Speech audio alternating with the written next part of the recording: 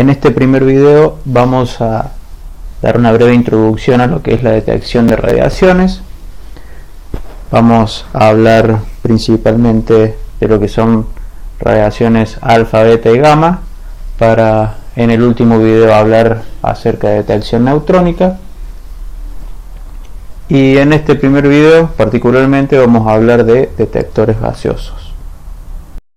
Supongamos que existe una fuente radiactiva, ya sea alfa, beta o gamma, emitiendo con una determinada actividad, y que hay un observador presente y quiere determinar la actividad o si está en presencia de una fuente radiactiva. La pregunta está en cómo puede hacerlo. En esta situación surge la primera característica que tienen las fuentes radiactivas y las radiaciones, y es que no pueden verse, no pueden olerse y no pueden sentirse. En instituciones en las que se llevan a cabo actividades que implican el manejo de fuentes de radiación, como reactores nucleares, centros de investigación en los que se utilizan fuentes radiactivas o centros de medicina nuclear, resulta sumamente importante poder determinar la presencia o no de radiaciones, la actividad que tiene una fuente, y para de ese modo poder determinar otras mediciones que son de importancia para la seguridad radiológica del trabajador. La forma de advertir la presencia de radiación es haciendo uso de sistemas detectores que no son más que transductores que se encargan de transformar la radiación incidente en una corriente. Esa corriente es luego procesada por un sistema electrónico que lo que hace es acondicionarla para ser representada mediante los sistemas de visualización que puede comprender el observador. Entonces, en el esquema D corresponde con el detector,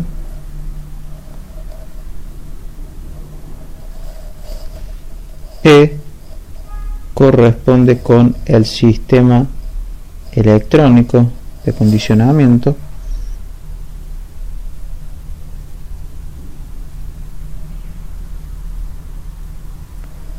y D con el sistema de visualización, como podría ser una computadora con su monitor o una pantalla LCD, entre otras alternativas. Pasaremos ahora a hablar sobre los detectores propiamente dichos. ¿Cómo se clasifican los detectores?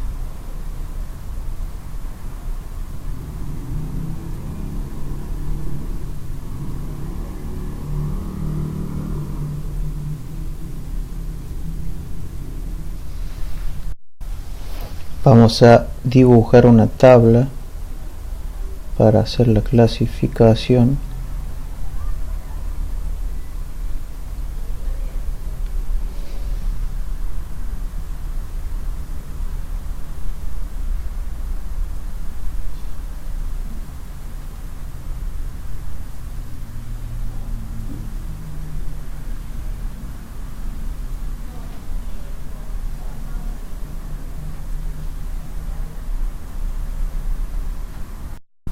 Una primer clasificación posible está determinada por el tiempo en que le lleva al dispositivo, al detector, manifestar a su salida la señal eléctrica proporcional al campo de radiación en el cual está inmerso. Así podemos clasificarlos en inmediatos,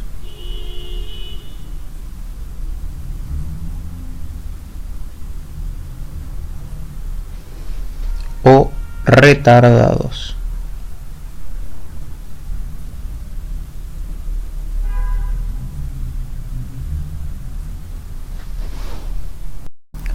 Los detectores inmediatos van a entregarnos de manera instantánea una señal eléctrica a su salida proporcional al campo de radiación en el cual están inmersos.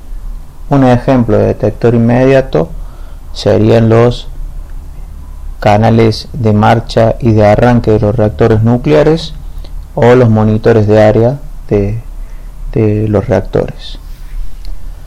Por otro lado, los dispositivos retardados van a tener que ser sometidos a otro proceso para entregarnos a su salida la magnitud eléctrica proporcional al campo radiactivo en el cual estuvieron inmersos.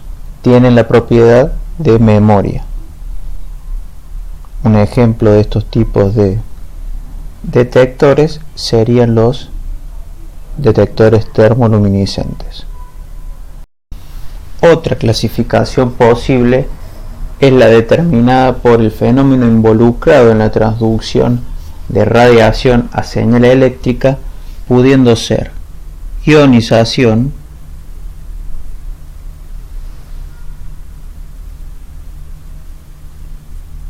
o excitación.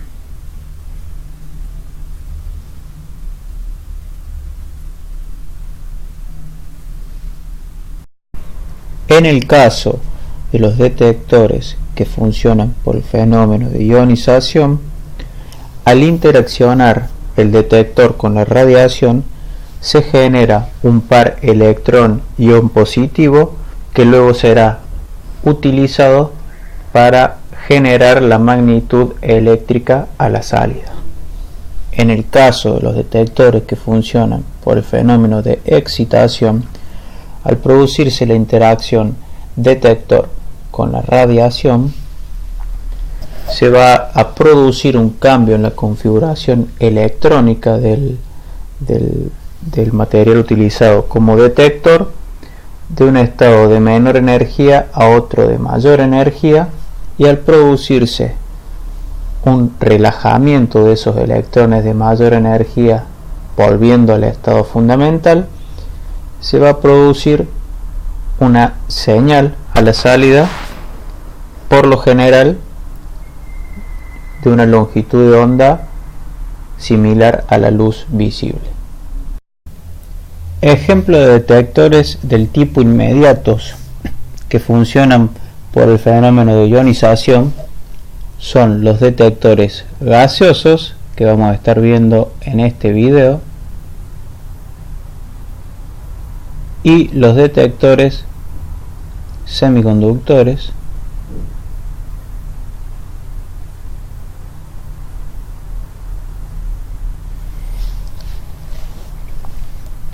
en el caso de los detectores inmediatos que funcionan por el fenómeno de excitación, tenemos a los de centelleo,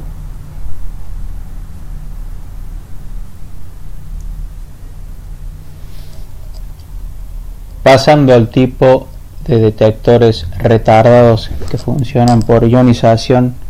Tenemos la película fotográfica,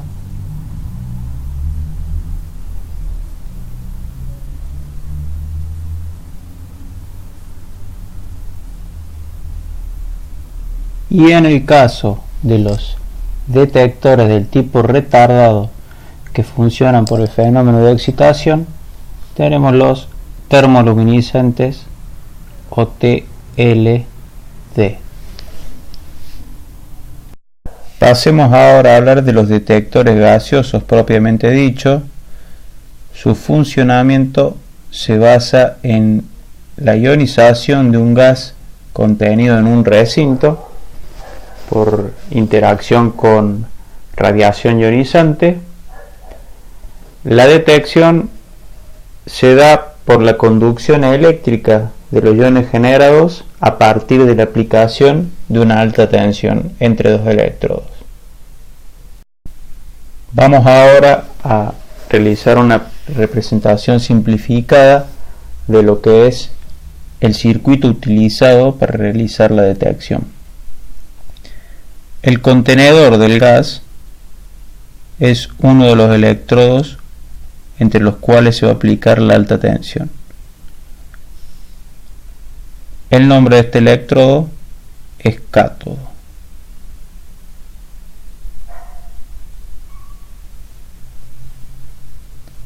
Además, existe un electrodo central llamado ánodo.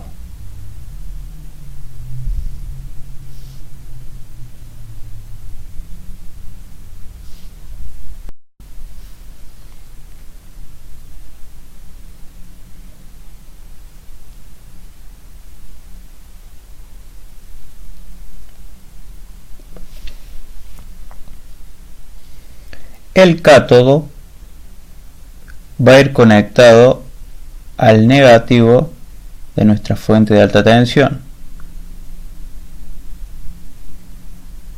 mientras que el ánodo va a ir conectado al positivo.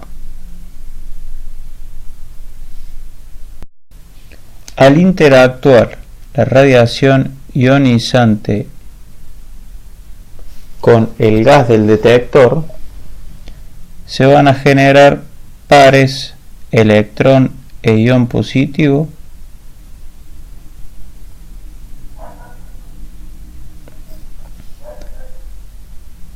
los iones positivos serán atraídos por el cátodo y los electrones por el ánodo, generándose de esta forma una señal a la salida del detector. Los detectores pueden operarse básicamente en dos modos: en modo pulso, donde se registra cada evento ionizante y genera un pulso a la salida del detector, o se puede trabajar en modo corriente, donde a la salida del detector se observa un flujo de carga proporcional al número de eventos ionizantes que ocurren. Vamos a analizar qué ocurre si se varía la alta tensión aplicada desde 0 voltios a diferentes valores. Para ello vamos a utilizar un gráfico cartesiano en cuyas ordenadas vamos a representar el voltaje de salida del instrumento, que es representativo del número de ionizaciones que ocurrieron, y en abscisas vamos a representar la alta tensión aplicada.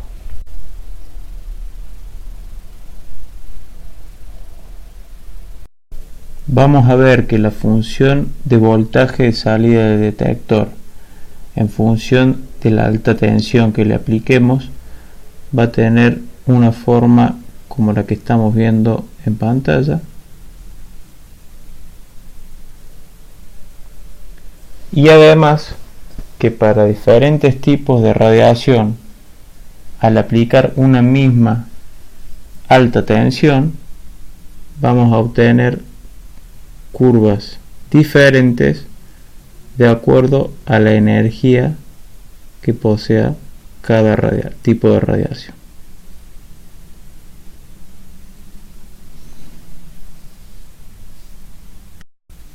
En este ejemplo, para la alta tensión P a T1, el tipo de radiación 1, por ejemplo, radiación alfa, va a tener un voltaje de salida Vs1 y el tipo de radiación 2, por ejemplo, radiación beta, va a tener un voltaje de salida BS2 menor a BS1. El voltaje de salida del detector va a ser proporcional al número de iones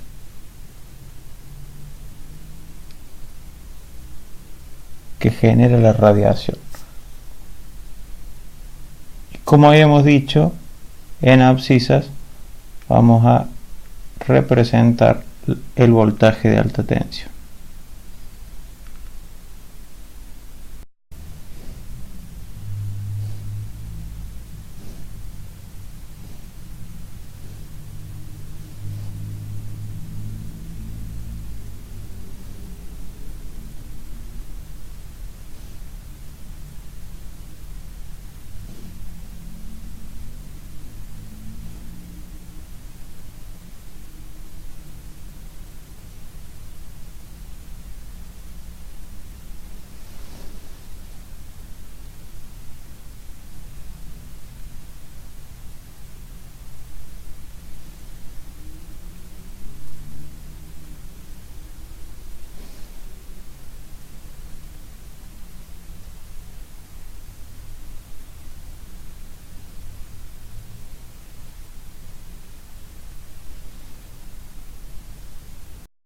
La primera zona de la curva es la conocida como zona de recombinación.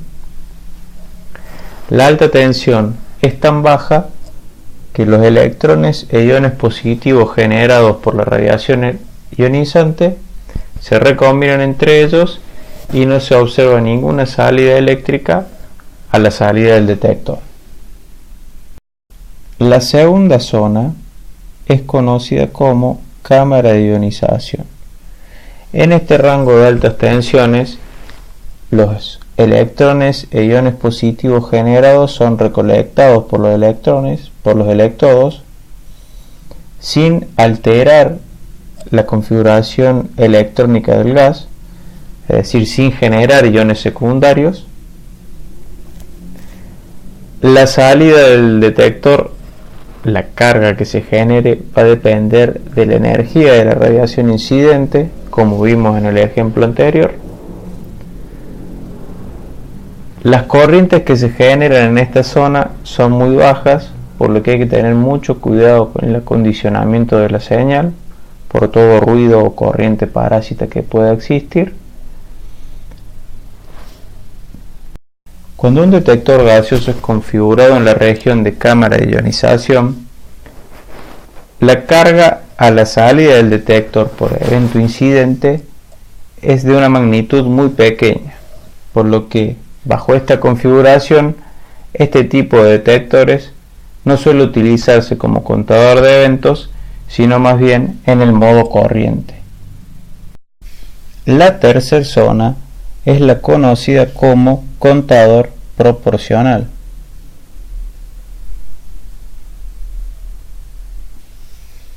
En esta zona podemos ver que a medida que aumentamos la alta tensión aplicada, vamos a obtener un mayor pulso a la salida del detector. Es decir, a medida que vamos aumentando la alta tensión, la salida en el detector va a ser mayor. ¿A qué se debe el comportamiento del detector en esta zona?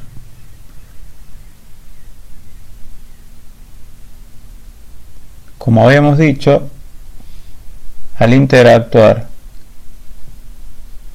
el detector con la radiación, se genera la ionización del gas del recinto,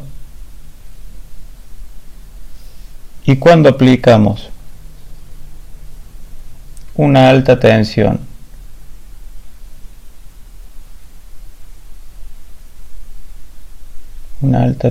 al detector, estos iones adquieren suficiente energía cinética como para seguir ionizando el gas del recinto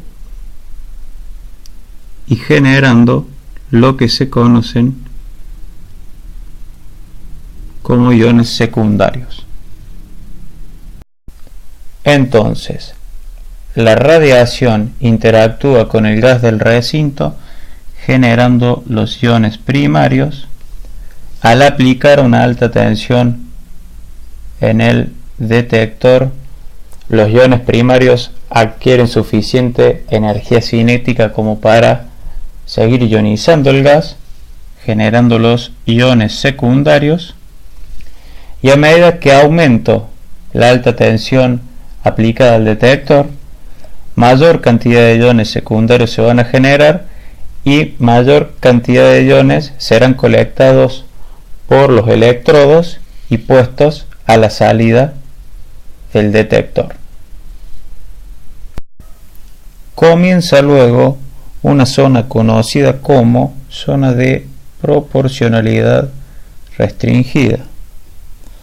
En esta zona, la multiplicación gaseosa, es decir, la generación de iones secundarios, es independiente del tipo de radiación solo al principio.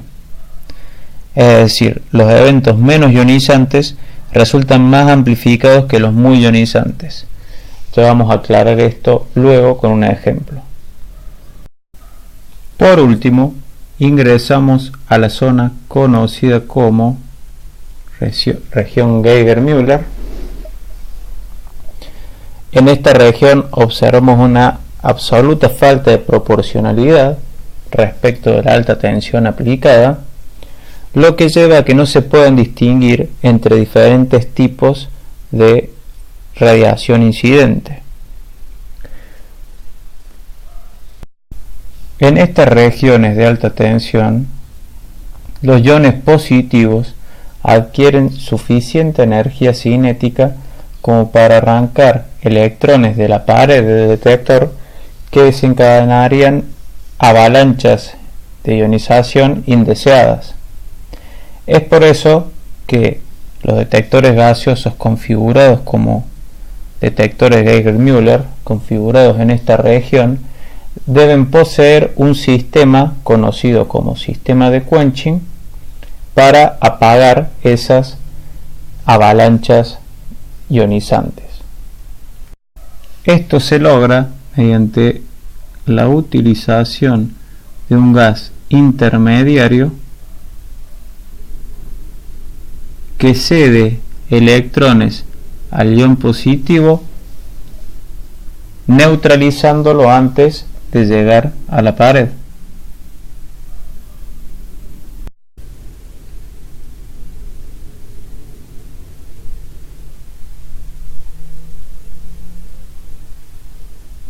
Supongamos que este tipo de radiación incidente era radiación beta. Si analizamos ahora la curva a la salida del detector para el tipo de radiación alfa, que tiene un mayor poder de ionización, vamos a observar que la forma de la curva se respeta, pero la cantidad de iones a la salida es mayor.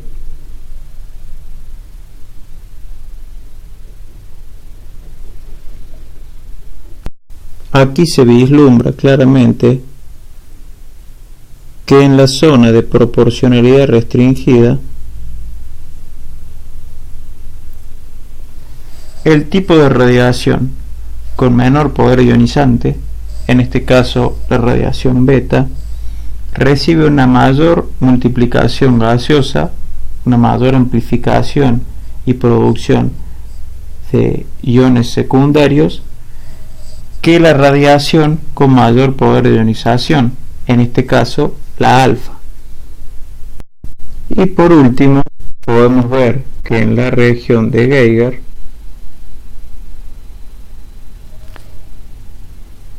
el tipo de radiación no se distingue. Los detectores gaseosos son ampliamente utilizados en la zona de Geiger-Müller por lo que vamos a hacer zoom en esta región para estudiar con detalle algunas de las características que hay que tener en cuenta para realizar una configuración del detector en este modo. Vamos a ver entonces la curva Geiger-Müller.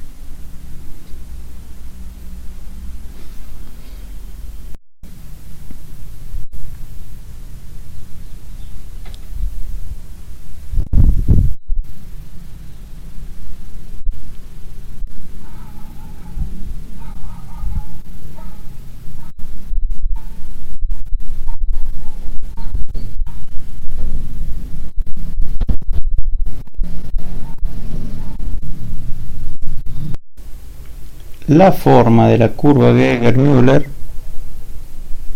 es la siguiente.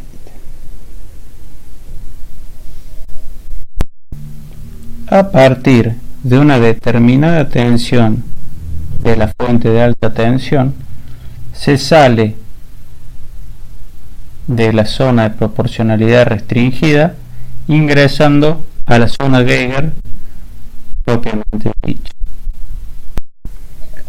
A partir de una tensión de la fuente de alta tensión V2, se ingresa en una zona conocida como zona de descarga directa, en la cual los eventos que producen un pulso a la salida del detector no necesariamente son radiaciones.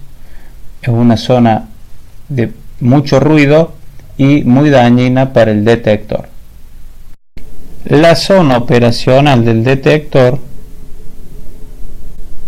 está ubicada entre V2 y V1 y se conoce como plato.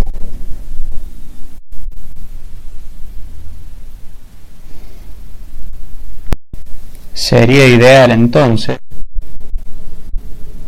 que la alta tensión aplicada al detector esté en el punto medio entre V1 y V2.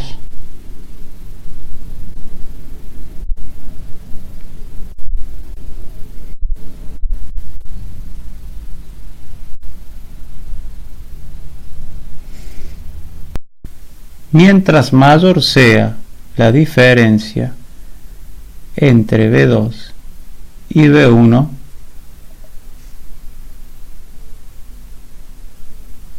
mejor calidad tendrá nuestro detector. También es importante que la pendiente de la región de plato sea baja.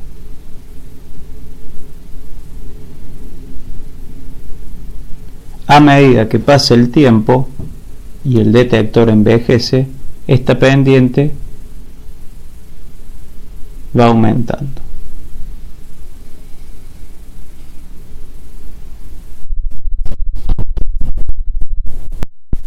También podemos observar una disminución del plato del instrumento con motivo del envejecimiento del detector. El aumento de la pendiente como la disminución del plato del instrumento se deben al consumo del gas de apagado cuya funcionalidad se explicó con anterioridad.